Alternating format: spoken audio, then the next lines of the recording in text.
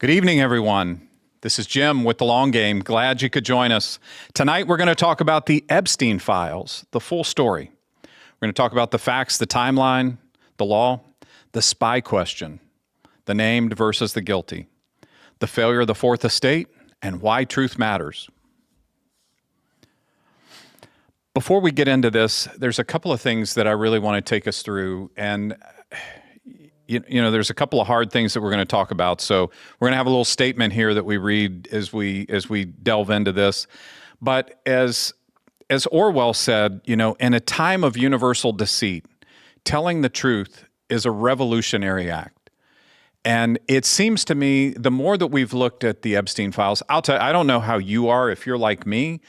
When I initially was looking at Epstein, I thought, man, you know, this guy's terrible. There's a lot of terrible stuff here. There's a lot of bad information going on. I don't want to delve into this. I don't want to hear about it. And the more I tried to ignore it, the more it just kept pulling you in, right? And every couple of weeks, there's something that's terrible. And you know, I don't want to spend my time or my life with terrible things. And as luck would have it, it just continued and it got worse and worse and worse. So tonight we're going to talk about several things, why truth matters and test it. Who was Jeff Epstein? Who was Ghislaine Maxwell? We're going to just get into a lot of stuff here and try to unwind this weave, this terrible, you know, web of deceit and web of badness that's gone on. But before we do that, I want to make a couple of things clear. And this is a little legal caveat and disclaimer, because it's important to understand that we're relying on FBI files that have been released. So I need to say something important here, and we need to think about this and truly protect the innocent and also protect those who have not been charged. There may be some appearances here. We're going to get into this a little bit, but the facts are the facts. Everything we discuss on the show today comes from publicly available government records, official DOJ document releases under the Epstein Files Transparency Act, court filings, sworn testimony, congressional statements made on the record, and reporting from major news organizations including CBS, NBC, CNN, PBS, The Economist, Bloomberg, Al Jazeera, and others. Every claim is sourced. We don't do rumor. That's not our plan here. We don't do speculation presented as fact. So being named in the Epstein Files does not mean a person committed a crime. The Department of Justice itself has warned that the released materials may include, and I'm quoting the DOJ here, fake or falsely submitted images, documents, or videos, as everything sent to the FBI by the public was included. Some of these documents contain unverified tips, anonymous accusations, and raw investigative material that was never tested in a courtroom. In America, you're innocent until proven guilty. The standard applies to every single person we discuss today, regardless of party, regardless of wealth, regardless of how many times their names appear in a government file.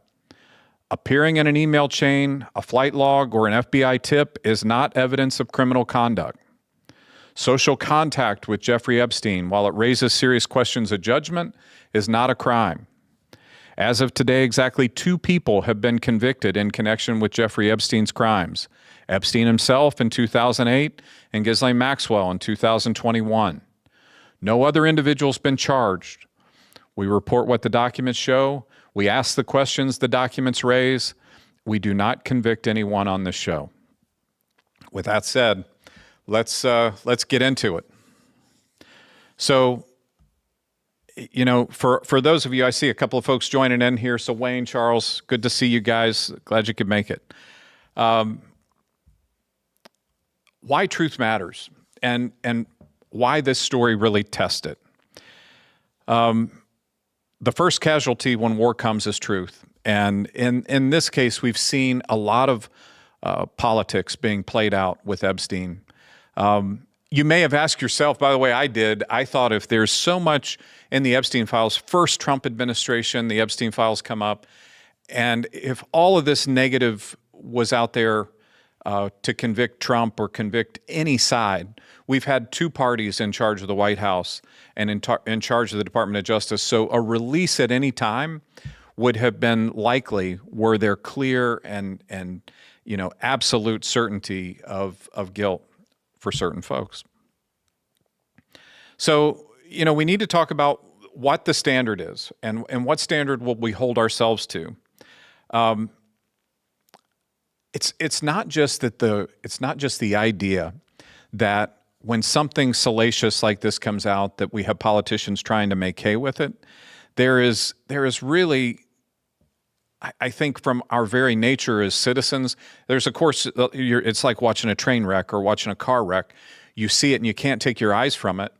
But there's also this piece that makes us, at the very core of who we are as humans. And the Greeks called it aletheia, right? So it means the unhiddenness. That's the real truth.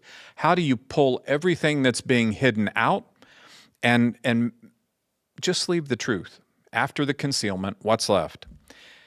And that's what I think 250 plus victims of Jeffrey Epstein have been looking for some time.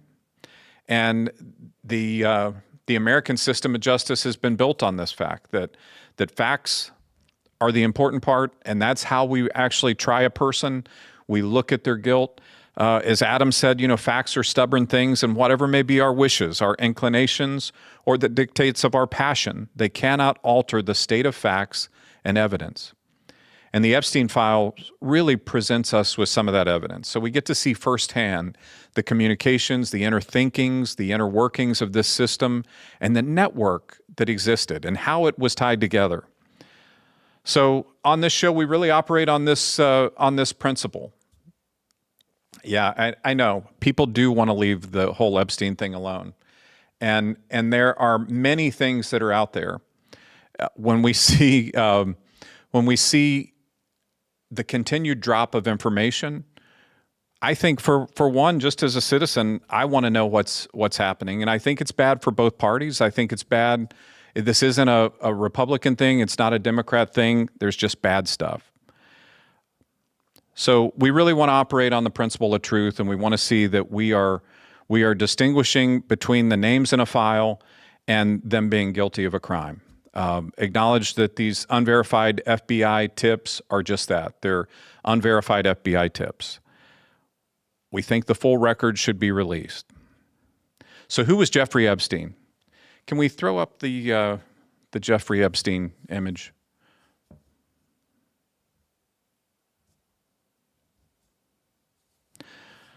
So Jeffrey Epstein, 1953 to 2019, American financier, convicted sex offender, born in Brooklyn.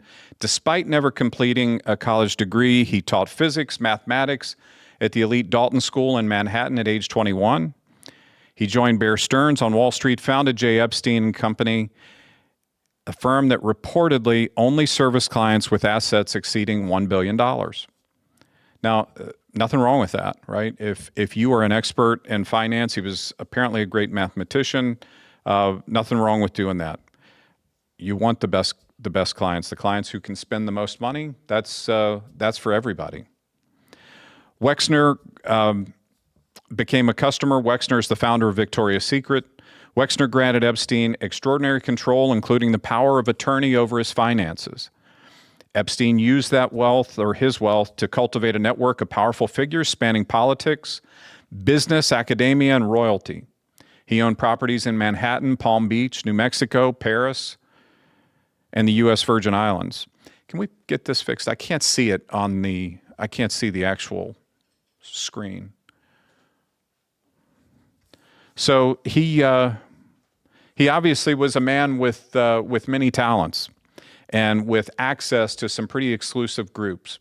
So when you think about how someone has an interaction with very powerful people, very well-heeled people, look, he was doing it right in that regard. He buys an island in the Virgin Islands, Little St. James. He purchases it in 1998 for $8 million, and that really becomes the center. That's the Epstein Island. That's the center of where these things happen and where all the bad stuff goes on. So March 2005, Palm Beach police open an investigation after a 14-year-old's parents report molestation. 14 years old. Police identify 35 plus victims. The grand jury, July 2006, grand jury indicts on one state felony. FBI opens Operation Leap Year. Palm Beach police publicly criticized the DA for downgrading the charges. 2007, federal prosecutor Marie Villafana drafts a 53-page, 60-count indictment naming co-conspirators. Supervisor Alexander Acosta, he doesn't move forward. The plea negotiations begin. In June of 2008, Epstein pleads guilty to 2 state charges, and he's sentenced to 18 months. He serves 13 months on a work release, 12-hour days, 6 days a week. A secret non-prosecution agreement, an NPA, shields Epstein and all the potential co-conspirators from federal prosecution. So a little surprising here. 2008, they already know what's happening, and there's a lot more to come. So Julie Brown of the Miami Herald, she is like a bulldog with this, and she hangs on to it. She keeps hunting, and she keeps fighting until she exposes the 2008 plea deal. That reignites a national scrutiny. And those of you who were following this, I mean, we all heard nothing but this, right? We heard nothing but Epstein, Epstein, Epstein. If you're like me, it was annoying for a while. I really thought it was going to be just another political deal intended to capture a couple of folks from the administration, embarrass them, and push on. But it turns out it wasn't. It turns out there was a there. So in July of 2019, Epstein's arrested at Teterboro Airport in New Jersey. He's charged with sex trafficking of minors and faces 45 years in prison. He pleads not guilty. August 10th, just over a month later, he's found dead in a Manhattan jail cell, ruled suicide by hanging. Forensic pathologist Michael Baden disputes the ruling. FBI releases the closed-circuit TV footage supporting the suicide conclusion. Public skepticism persists. I mean, we all know, we have seen enough intrigue in this that it makes us all question what's happening, right? I get that. It's very hard to see Epstein and understand that these sorts of things can happen in modern times. At least it was for me. I don't know. Maybe the rest of you think that this is a common, everyday thing and that happens more than we know. At least I think in my in maybe the simple life that I lead, I wasn't imagining this type of thing is real. There is a key point in all this. In 2008, that NPA, that non-prosecution agreement that was negotiated by Alexander Acosta, he later becomes Trump's Secretary of Labor in 2019. And then he resigned after the renewed scrutiny of that deal. So one of the things that we want to talk about here today, and I want to go back for just a minute, and that's to make sure that everybody understands, I don't believe that this is a Republican or a Democrat issue. This is really an American issue, and it's quite an embarrassment on not just the nation. Really, it's an embarrassment and an indictment on the world. When we look at the figures that have been called out in this, there were a lot of folks who were intelligent, who were knowledgeable of this, and they allowed it to go on. None of these people, if you only think of the public trust element of their roles, none of these people appeared to carefully protect us or to take maybe a public service point of view. Ghislaine Maxwell, let's talk about her. So who is Ghislaine Maxwell? So Ghislaine Nicole Marion Maxwell, born December 25th, 1961. She's the youngest of 9 children. Robert Maxwell, a Czechoslovakian-born British media magnate, 2-term Labor MP, and alleged intelligence asset. Elizabeth Maynard, her mother, a French-born Holocaust scholar. She grew up in a 53-room mansion near Oxford, attended Balliol College, earned a degree in modern history and languages. Robert Maxwell died in 1991 after disappearing from his yacht. So a lot of intrigue generally. His death was ruled inconclusive. According to reports, it was subsequently revealed he had siphoned approximately $1.2 billion from his company's pension funds. Multiple Israeli prime ministers attended his funeral. He's buried in Jerusalem's Mount of Olives. And Ghislaine moved to New York, entered a relationship with Epstein, and prosecutors established she actively recruited, groomed, and in some cases, personally abused underage victims. Entice minors, conspiracy to transport minors, transportation of a minor, sex trafficking conspiracy, and sex trafficking of a minor. Sentenced to 20 years, 240 months in federal prison. Appears virtually before the House oversight, invokes the Fifth Amendment. This just happened last week. Attorney states she'll speak fully and honestly if Trump grants clemency, adding both President Trump and President Clinton are innocent. Bipartisan rejection of clemency follows. Maxwell remains the only person convicted in connection with Epstein's crimes to be alive. All right, let's look at Jean-Luc Brunel. So interestingly, and as part of this, by the way, if you want access, unfettered access to the Epstein emails, you can go to jmail.world. We're going to put that in the chat for you.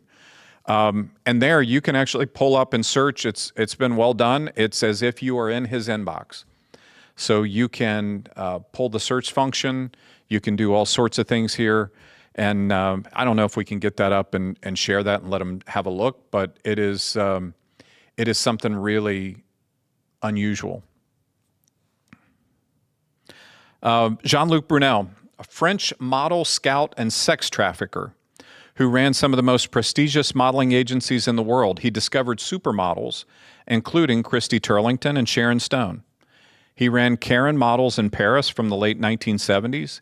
He was the co-founder of Next Management in 1989, and in 2005, he launched MC Squared Model Management. That was a tip of the hat to Epstein. Epstein with his, fascination with math and with Einstein. Brunel's investigation featuring Diane Sawyer into his alleged sexual abuse of models. In 1999, a BBC undercover report led to him being banned from his European modeling agency. Despite this, he continued operating internationally for 2 more decades. So back to this being an international issue, I mean, how are predators like this, how are people like this allowed to exist and then continue to interact in the upper crust? His role in Epstein's operation.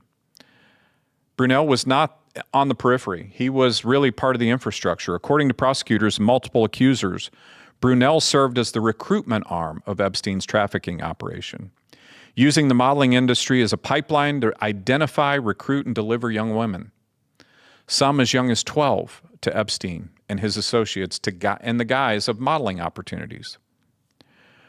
Virginia Giuffre alleged she was sexually trafficked in Brunel by Epstein and Maxwell, while underage in the early 2000s.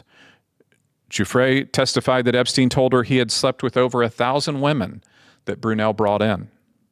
In her memoir, Giuffre alleged Brunel once gifted Epstein 3 underage sisters for his birthday. MC Square's client list included Nordstrom, Macy's, Saks Fifth Avenue, Neiman Marcus, providing legitimate cover to the operation.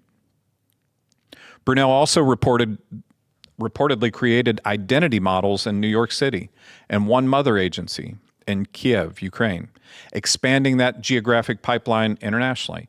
In 2026 Epstein Files release, Brunel was publicly named as a co-conspirator. His name appears 4,727 times across the documents, more than any figure except Epstein's immediate staff. Now, here's where things get a little interesting. So as I was doing the research on this, again, there are many things I'd like to talk about not Epstein related. But as you really start to peel this back, it starts to become just a web of lies and cover-ups that happen internationally, and at least leave big question marks. So Brunel was arrested in December 16th, 2020 at a Paris Charles de Gaulle airport as he attempted to board a flight to Senegal. French prosecutors charged him with rape of minors over the age of 15 and sexual harassment.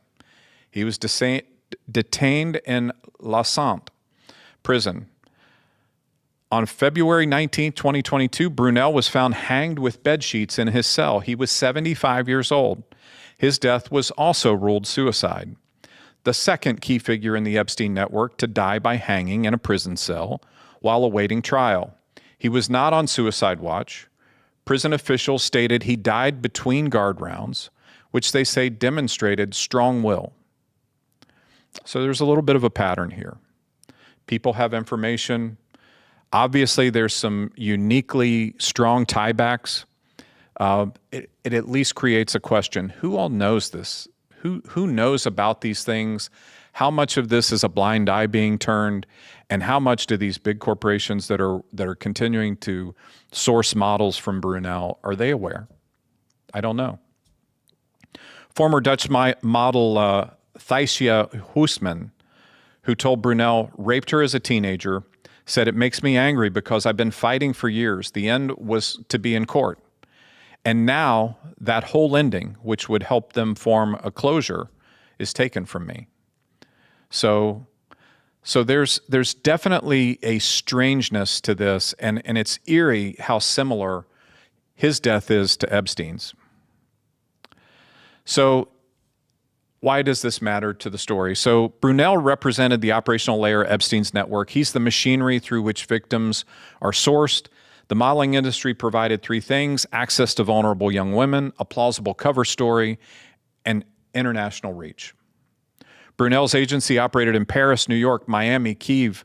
That's not a social circle, really. I mean, this is entirely a supply chain. So his death and the circumstances surrounding it removed the one person likely to provide testimony about victims that were identified, recruited, and delivered. So what did Brunel know? The Transparency Act. So I want to bring up now, so after we find these files, there's the push to get these things open. House Bill 4405, House Resolution 4405, Public Law Number 11938, signed November 19th, 2025.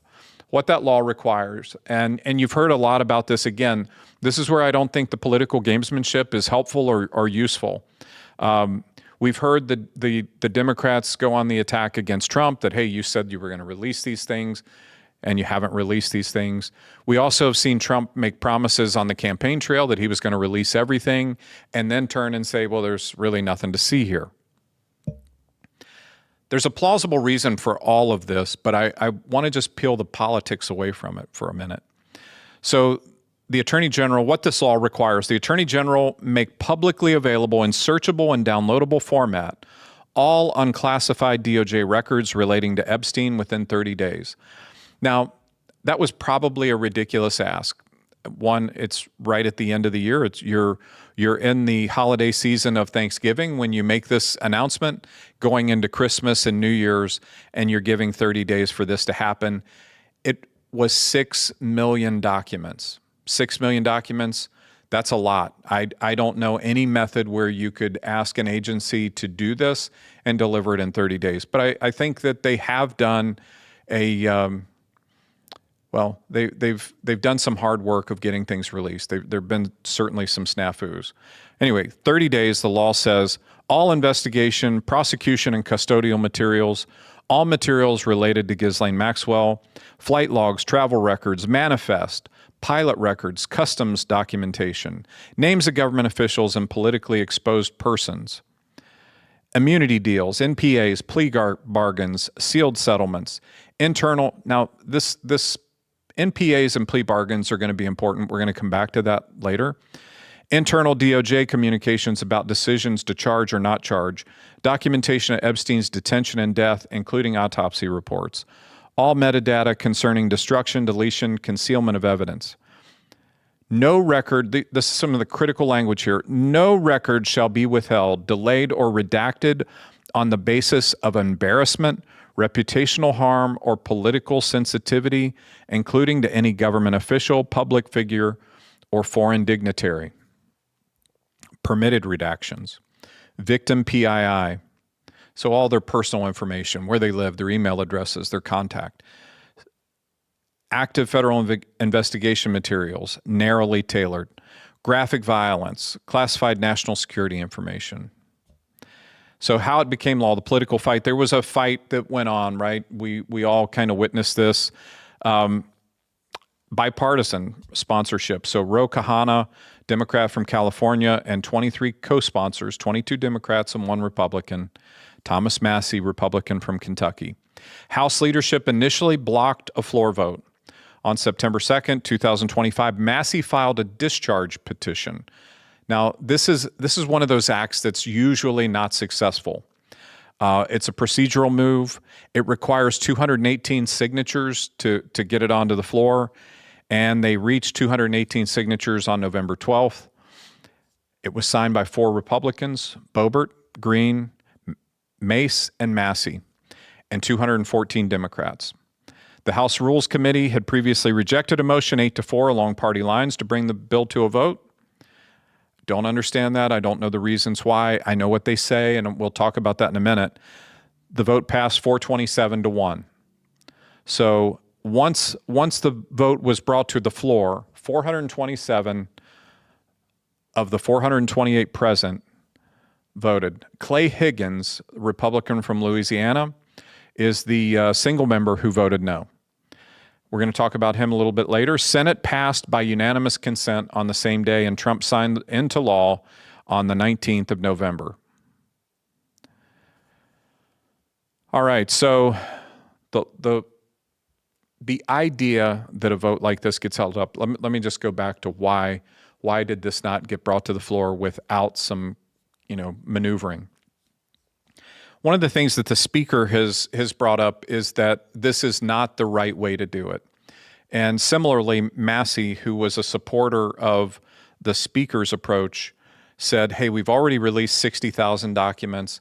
The context is important. We need to understand as we release these things and how this goes out to the public. Now, I, for one, think that transparency is a good thing, right? In this case, for us to see this information, be able to see it, if you want, I haven't had time to go through every one of the Epstein files. I'm like you, I'm probably seeing the headlines more often than I want. But what I have seen and what I have heard is fairly grisly and atrocious. And the idea that as humanity that we've devolved, or at least that there's some segment of our population that thinks this is acceptable and that they would repeat it, brag about it, send emails about it, and they're not shy about it. I mean, just like I said, jmail.world, go there and have a look. You can read these emails firsthand. So Clay Higgins, excuse me. Can we put Clay Higgins up? So Clay Higgins, born 1961, he represents Louisiana's 3rd Congressional District. He's an Army veteran who served in the National Guard. As a military police officer, he reached the rank of Staff Sergeant. After years in business management, he entered local law enforcement in 2004 as a patrol officer. Many of you have probably seen his YouTube content. He used to do those videos warning all the criminals that if you're going to break the law, that he's going to come looking for you. He was down in Opelousas. He entered local law enforcement with the Opelousas City Police Department, and he's not a former sheriff, though he's often associated with law enforcement leadership. He went to 2007, 2010. He was at Port Barre Police Department, moved to a different small department after leaving Opelousas, then to St. Landry Parish Sheriff's Office. That's the one that we mostly have seen him on those videos, the Crime Stopper videos that went viral, earning him the nickname Cajun John Wayne. They featured Higgins in full tactical gear, issuing colorful threats to suspects by name. Sheriff Bobby Goudreau's ordered him to tone down the unprofessional language. Goudreau's later said he'd never have hired Higgins had he known that there was a 2007 excessive force incident. Now, look, I don't know. It was never ruled upon. So again, Higgins resigned from the department, moved on. 2016, he becomes a deputy marshal, reserve deputy marshal in Lafayette, Louisiana. And then he decides that he's going to run for the Congress and is elected. He won a congressional seat in December 2016, leveraging some of that viral fame. He's a caucus member, a Freedom Caucus member, self-described as one of the most conservative members of Congress and a fervent Trump supporter. He serves on the House Oversight Committee and chairs the Federal Law Enforcement Subcommittee, which itself subpoenaed the DOJ for Epstein Files. So it's not as if he hasn't been trying to get transparency. His concern and what he wrote this on X. He said collateral damage to the innocents, as written, the bill reveals and injures thousands of innocent people, witnesses, people who provided alibis, family members, etc. He argued that a mass release of raw investigative files to a rabid media would inevitably harm people with no criminal involvement.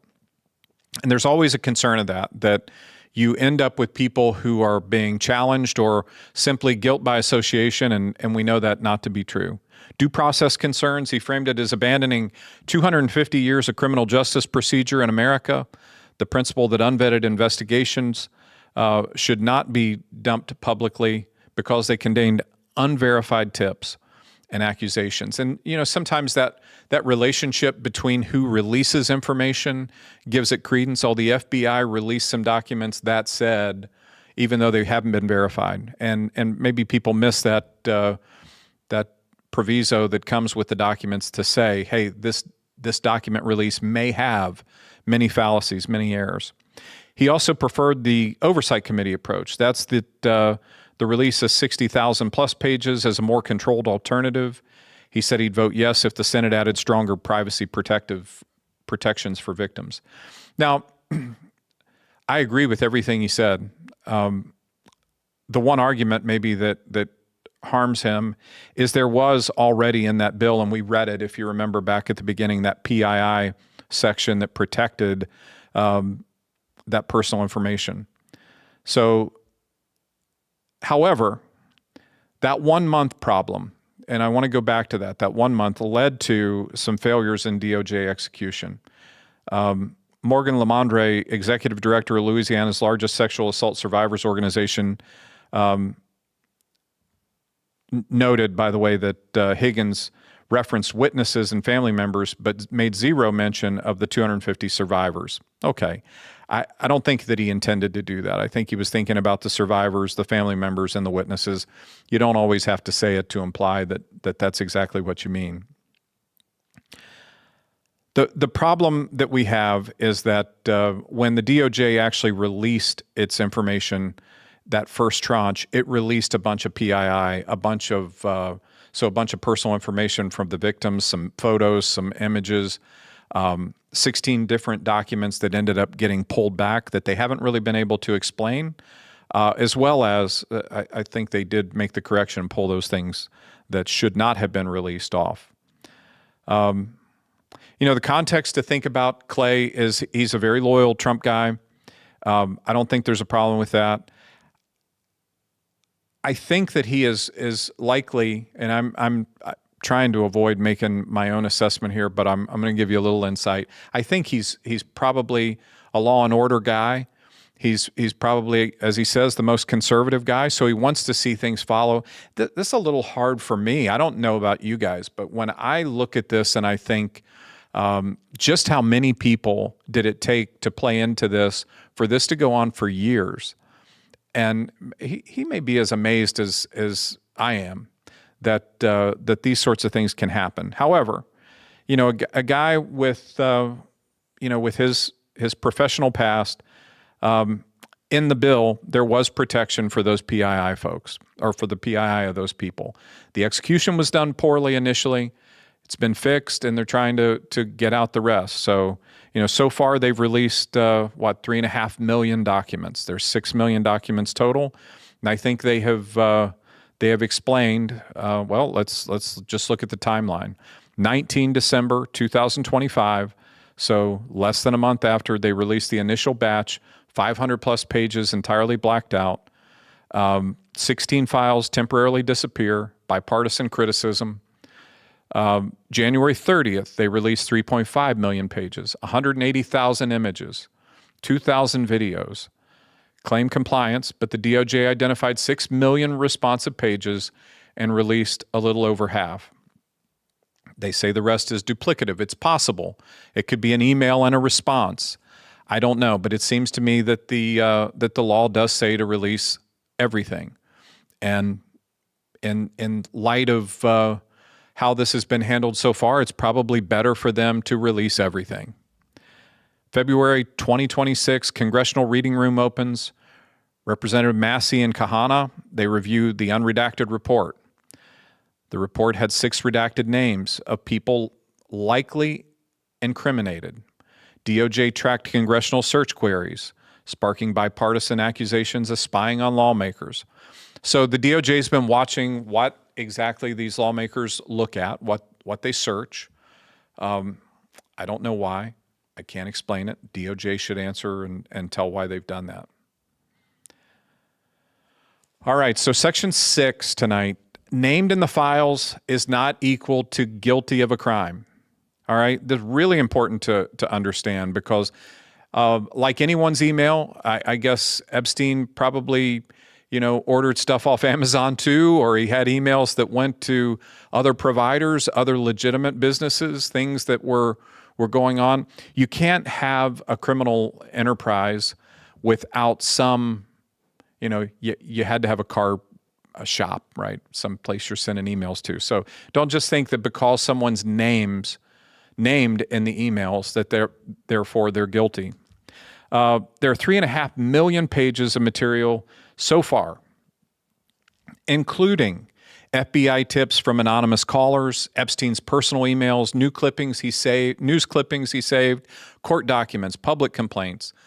The DOJ again said, this production may include fake or falsely submitted images, documents or videos, as everything that was sent to the FBI by the public was included. So being named in the files falls into a very different category, and responsibility for analysis is upon us, the public, and if there's ever to be any further convictions, it'll be upon the Department of Justice. So a couple of category types. Social contact. Martha Stewart, Katie Couric, Noam Chomsky all had social contact. They're people who attended Epstein dinners, emailed him, or knew him socially. Couric complimented his lasagna. Stewart asked for his phone number. Chomsky's wife says he was manipulated. Zero evidence of criminal involvement with those. Business and email correspondence. Elon Musk, Steve Tisch, Richard Branson, Sergey Brin. People who emailed with Epstein about social plans, parties, businesses. Musk discussed visiting the island but denies ever going. Tisch asked about women and emails. Branson invited Epstein to his own island. None accused of crimes. None of these folks were accused of crimes. Political association, Trump, Clinton, Bannon, Lutnick. People with documented social or business relationships spanning years. Photos together. Flights on the plane, property visits. Both Trump and Clinton deny wrongdoing and have not been charged. Allegations and unverified tips. Multiple untrue and sensationalist. Just like any case, we've seen it with Savannah Guthrie's mother, right? I mean, people start wanting to be part of the story. They have hunches. They send in tips. They may or may not be true. They may or may not have any relevance or relationship to the truth. So, unfortunately, there's a lot of crazy folks out there who would waste law enforcement's time with just useless information. At least 8 of the 16 complaints in one spreadsheet didn't provide contact information. Many tips were never investigated. So, too hard to say about some of these things. Credible evidence of involvement. There are 6 unidentified names per Massey and Kahana. Kana. After reviewing unredacted files, 2 bipartisan members of Congress identified at least 6 redacted individuals who were likely incriminated. These names have not been publicly released. DA Blanche says no prosecutions are planned. That's also possible. Sometimes we don't know at this point if those 6 may have been unindicted co-conspirators or if they were just 6 people who turned in evidence. There's all sorts of ways that people become not prosecuted while they may look guilty. Who knows? One of those folks may have been, or all of those folks may have been witnesses. Elon Musk example. I think it's really important to look at the context here. He's got emails from 2012 to 2013 that show he discussed visiting the island. He asked about parties. He planned potential meetups. A fake email also circulated virally on social media, showing fabricated quotes that were debunked by lead stories within 24 hours. The real emails show interest in visiting. They do not show Musk ever visited. NBC News hasn't verified any island visit. Musk denies it categorically. You know, he's one of those guys that he figuring out where he was isn't that hard. Remember the guy who was tracking Musk all over the world, tracking all of his flights? He's not been accused of wrongdoing by any authority. So, you know, this really is important to me in particular because in the social media age, we get a screenshot, we get a quick piece of fake news, we get some AI-developed video or AI-developed quotes, and the next thing you know, he's defending his reputation, he's defending his businesses, he's trying to preserve his own life and well-being, even though he hasn't done anything. So the bottom line is, of February 2026, there are exactly 2 people who've been convicted of crimes related to Epstein's trafficking. Epstein himself in 2008 and Maxwell in 2021. Despite the 250-plus identified victims, 6 million pages of evidence, and a draft 60-count indictment from 27, no other American has been criminally charged. The system's either failed spectacularly, or is it still protecting someone? I don't know. Time will tell. Section 7 here, the email network. So this is interesting. Again, jmail.world if you want to go see it. The Economist magazine did an AI analysis on all of these emails, and it's pretty interesting. They've analyzed about 1.4 million of these so far. It is worth a look if you. I'm not so much a fan of The Economist in many ways. They seem to be a biased news agency, but in this case, the study's pretty interesting. And what they do is they show a line that kind of goes across the middle of the page horizontally. Above the page are emails from Epstein to this person. Below the page are emails from that person to Epstein. So you can see, how the communication took place, how they interacted, and if they were in fact as big a deal as the news outlets would have you have it. An example would be Bill Gates.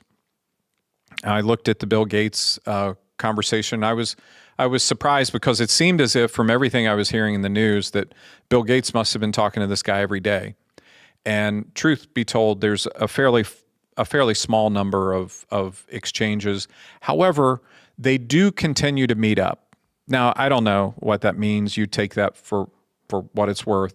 Was it just that Gates understood the complexity of discovery and knew that, hey, all these emails are going to be seen at some point? Or was it that was really just the end of Gates' involvement? I can't say. I just don't know. The key findings were that there were numerous disturbing messages between Epstein and women with redacted names, often involving requests for nude photos. In some cases, these were references to avoiding parents, which would seem to be consistent with underage victims. Targeting of minors. Epstein's network spanned finance, politics, science, media. The billionaire class, confirming the breadth was really a systemic and not incidental. Of course, we know back at the beginning of J. Epstein and Associates, right? He had all of his customers were billionaires, so this isn't an unlikely group. The analysis identified communication patterns that reveal who was central to operations versus who was in the periphery. Now, I'm going to name some folks here, and staff will put some photos along the way up on screen because it's interesting. Some of these names may be the first time you've heard these folks. Leslie Groff was the executive assistant and managed his schedule, travel, and contacts for around 20 years. Named as a potential co-conspirator in the 2019 FBI emails. That's Leslie there. 157,000 mentions. 0 criminal charges. On the draft indictment in 2007. Richard Kahn, 52,781 emails. An accountant, co-executor of Epstein's estate. Can we get that image up? Richard Kahn. So interestingly, there we go, Richard Kahn. And look at this. Named in the estate to receive $25 million. Darren Endyke, personal lawyer, co-executor of the estate. Named in the will to receive $50 million. 17,783 emails. Ghislaine Maxwell, 13,169. It was a little surprising, by the way, to see, and maybe it just is references the roles were so different. So just the quantity of emails is also not proof of guilt. Ghislaine Maxwell, we know, was convicted of sex trafficking, primary recruiter and groomer, 20-year sentence. $10 million in the will. Jean-Luc Brunel, this is the French modeling agent named as a co-conspirator, died by hanging in a Paris cell, February 2022, 4,727 emails. So also a surprise. I mean, just to see the number doesn't really relate. So Jean-Luc has a small number of emails compared to the millions, but was certainly central to this. Donald Trump has 4,000 plus. Many references or news articles Epstein shared, not charged with wrongdoing. Also, we know that in Trump's case, it's a lot of mentions. Epstein seemed to be fascinated or, peddling influence with Trump, probably because he was president in that first administration, and trying to promise some access and things to people. But there's a lot of reference that have nothing to do with Trump himself. In other words, these aren't 4,000 emails between Donald Trump and Jeffrey Epstein, 4,000 mentions in the Epstein Files. Mette Marit from Norway, the Crown Princess of Norway, emails that span 2011 to 2014. Also, she stayed 4 days at Epstein's Palm Beach home, 1,000 plus emails. Elon Musk, 140 plus emails. Emails from 2012 to 2013 discussing parties and island visits, not charged. So, even though these people who were closest to Epstein, not the celebrities that we're used to hearing, the staff, the assistant, the accountant, the lawyer, Groff appears 12 times more than Maxwell. And the infrastructure, of Epstein's social circles, his world, Groff was certainly at the center of his communications. So what the emails really reveal, the inner circle, operationally Groff, Kahn, and Endyke, they formed the management core. They did at least a big part of the lifting in Epstein's work. I'm not saying that they did the lifting in Epstein's illegal work or his illicit work, but they were certainly in the functional day-to-day. It would be amazing if they had they probably had access to things, certainly to his emails and conversations that we see. The recruitment layer, Maxwell and Brunel, I mean, those are your two folks who are identifying, grooming, and delivering the victims. That's their role. Brunel from the modeling industry and Maxwell from the social world. Remember, growing up in that 55-room mansion probably gives you access to a certain level. So there's another one. Peter Listerman, described in the DOJ files as a subject witness and model matchmaker, also operated in that layer. Social influence layer, Epstein's emails with political figures, scientists, tech billionaires, and cultural elites. It served kind of a dual purpose, right? It provided a legitimacy Bloomberg News obtained 18,000 plus emails from Epstein's personal Yahoo account spanning 20 years. Show a man who used his contacts like currency. He was name dropping in real time, maintaining that social credibility even after he was convicted. So that's one of the interesting things is a lot of times, particularly this type of conviction, would ostracize someone and would move that person right out of any potential future. Yet it wasn't the case with Epstein. He was able to work past that. And how, I cannot tell you. I do not want to think that our entire society is that debased and immoral. I would like to believe that there are many good people out there who would bring this to an end. After 2008, after his conviction, Epstein's email communications reveal a deliberate reputation rehabilitation strategy. He deployed lawyers, crisis PR strategists, academics, and journalists to rebuild his social standing. He encouraged contacts to communicate via encrypted messaging apps. So, those records are not part of the DOJ release. We don't have those. And then that's a big gap. So some of these messages where maybe we see lower numbers, perhaps, just perhaps, I don't know, can't prove it, but perhaps they move to those encrypted apps, those other tools. It does not appear that Epstein really cared about that. He continued to chat away. So a couple of relationships that are interesting and worth talking about. Steve Bannon. For those of you who are Steve Bannon fans, you probably have come to know that those text exchanges show a warm relationship through 2019. Epstein sent Bannon an Apple Watch for Christmas. Days before his arrest, Bannon texted, "You're not coming in?" with no reply. Epstein was arrested hours later. Epstein told Bannon he'd spoken with one of the country leaders that we discussed and urged laying out a strategy plan for Bannon's 2018 European political tour. Catherine Rumler, Obama's former White House counsel, now at Goldman Sachs, the chief legal officer, had extensive email exchanges with Epstein. In one exchange, Rumler called Trump so gross. Epstein replied, "It was worse in real life." And another, Epstein wrote, "You see, I know how dirty Donald is." These emails show Epstein positioning himself as someone with insider knowledge about the president. Michael Wolff, the journalist, proposed opening a project with you and Bannon talking about Trump. So again, here we have the layer trying to set up something special. Wolff later said Epstein and Trump had a deep relationship and shared an obsession with women, girls, and models.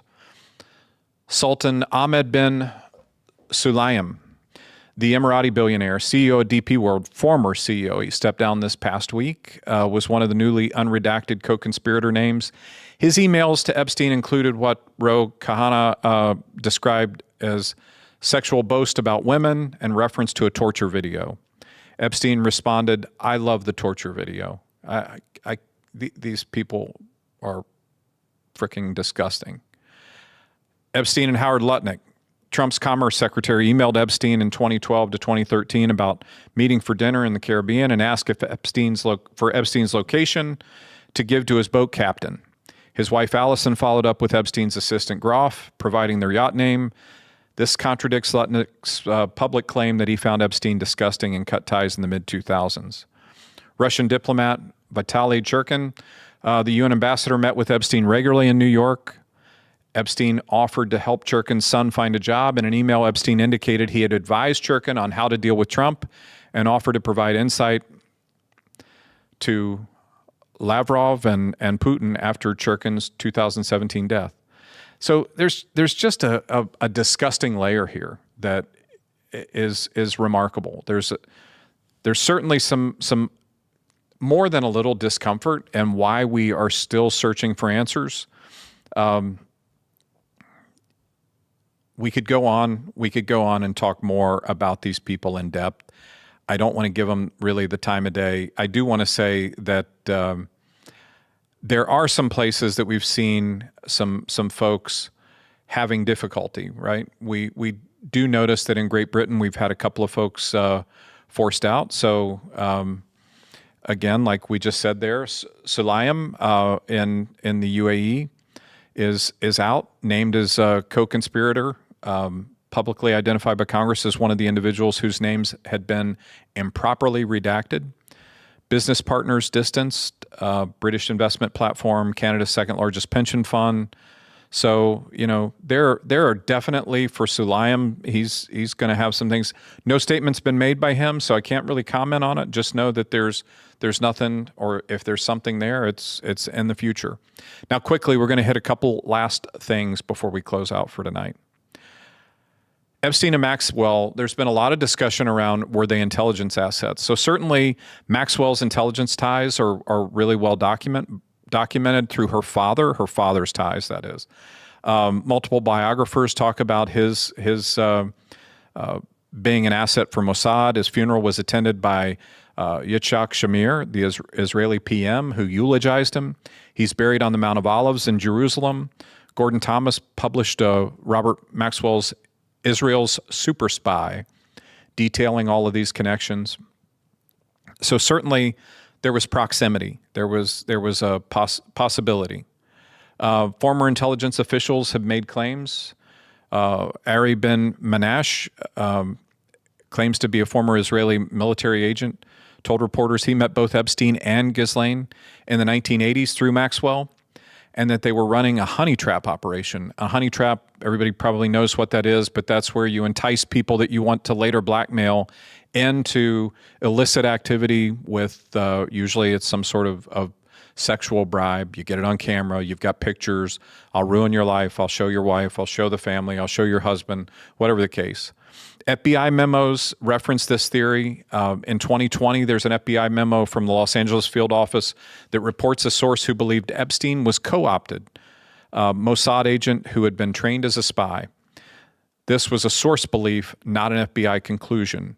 Epstein's relationship with Ehud Barak, the former Israeli PM, he visited Epstein approximately 36 times. There's actually an image where you see him raising his hand as he walks out of Epstein's apartment, and he denied any wrongdoing. No evidence of that. 24-hour surveillance cameras, multiple former employees and victims testified that Epstein had cameras recording in every room of his residences, consistent with a blackmail operation, though also consistent with a paranoid individual. Epstein met CIA Director William Burns. Files show Epstein met Burns, then Deputy Secretary of State, 3 times in 2014. Anna Paulina Luna, Republican from Florida, stated after meeting Epstein survivors, it is possible that Epstein was a foreign asset. So no government's confirmed it. I don't expect that they would. Alan Dershowitz, Epstein's attorney, disputes it. He says the first person that Spy would tell would be their attorney, and that he did not entrust that information to him, so it's probably not true. The DOJ Office of Professional Responsibility review showed that Acosta's lenient plea deal was driven by prosecutorial dysfunction. So some people have said the reason he got the sweetheart deal was because he was a spy working with the U.S. or working with U.S. allies. What the DOJ says is that's not true. It was just the dysfunction in the office. Maxwell was convicted by a federal jury of sex trafficking, not espionage. You would think that if that were the case, she would have used that to help protect herself and defend herself. Key sources are problematic. Ben Manash claims that have never been independently corroborated. Steve Hoffenberg, who made similar claims before his death, was convicted of a $475 million Ponzi scheme. One accuser claimed Epstein had intelligence ties and stated that they witnessed, this was interesting, this would be a really great witness, I'd love to have this person on the podcast if you're out there, said they witnessed Epstein turn into an alien reptilian creature. That's all in the release. The blackmail ring theory lacks direct evidence, although isn't this sort of the same? Don't you have all this information on all these people, even if it was never delivered publicly? So there's at least some big question marks. So we've got a failure of the fourth estate here. You know, from a conservative point of view, conservative media, they obsess on the Clintons, on the Democrats. They don't take into account any of the Republicans named in this. The client list narrative, that whole, we have a list. Remember when Pam Bondi said she had the list on her desk, and then a week later, the president said There is no list. I don't know what we're talking about. Kash Patel's September 2025 testimony says that Trump's named fewer than 100 times as credible without noting the actual count exceeds 1,000. Look, I can explain a lot of these things away, and context could explain these things away, so I don't want to try this too hard. Liberal media has also failed. They try to do the opposite. Minimize Clinton, push everything towards Trump, try to show that this was a Trump scandal. We talked about the reporter that was actually trying to do this, underreporting the DOJ failure to release 3 million remaining pages or 2.5 million remaining pages. You know, there's some problems here. They also ignored the fact that Trump reported Epstein to the authorities. I mean, look, if you're going to be fair, if you're going to be neutral, you need to tell the true story. That's what we started in here, and that's what we've set out to do. In the end, all the media has really failed. There's the volume or the lack of coverage on this for so many years is an embarrassment to the institutions, and probably why a lot of these independent reporters and podcasters and people like the Miami reporter who really did bulldog this will continue to grow and develop in their trade. And we see these major media outlets become less and less important each year. Victim focus was secondary. Fake documents went viral, and there was a huge accountability gap. In Europe, we saw Mandelson fired, we saw Jaglin charged, we saw Prince Andrew investigated, lose his titles. I mean, a number of things. Who knows where that's going to go? The real investigative journalism, Julie Brown in Miami Herald, you know, she broke the story the entire institutional media missed. And they avoided it, yet she hounded them. She drove and pushed. And for over a decade, her Perversion of Justice series prompted the 2019 federal arrest, 2.5 million pages.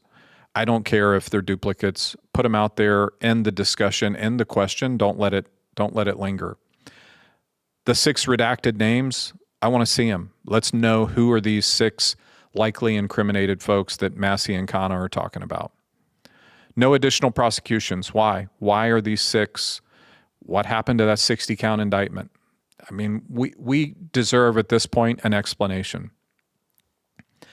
The disappearing files, I'd like to know, what were they and why did they disappear, and have they been put back up? Was it a glitch? It very well could be. It very well could have an easy explanation, but we need to have some focus on this, and the government needs to be at the center of making this so transparent and clear.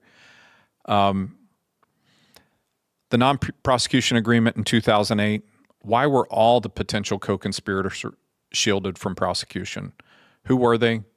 If this document exists, it hasn't been fully released. Last, why is the DOJ tracking congressional searches? That seems like a huge question.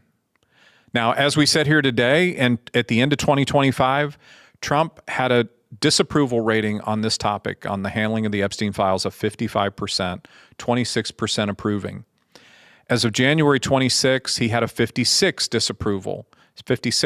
disapproval, and a 25% approve. According to CNN in January 2026, only 6% satisfied with what's been released. So let's get the rest out there. Let's put it in front of the public, and let's get this behind us. There's too much to go on. There's too much happening in the world. We've got some serious issues to deal with. We've got competitors. We've got Iran. We've got China. We've got Russia. We've got things to do. And while 90% of what I see in the administration is really positive and really good work, this is one that's just it's an unnecessary evil that's hanging out here. We need to kill it and get rid of it for once and for all. I want to know what you guys think about it. I want to know what your thoughts and questions are. Please put it in the comments. Like and follow. We're looking forward to hearing from you in the future, and we'll see you real soon.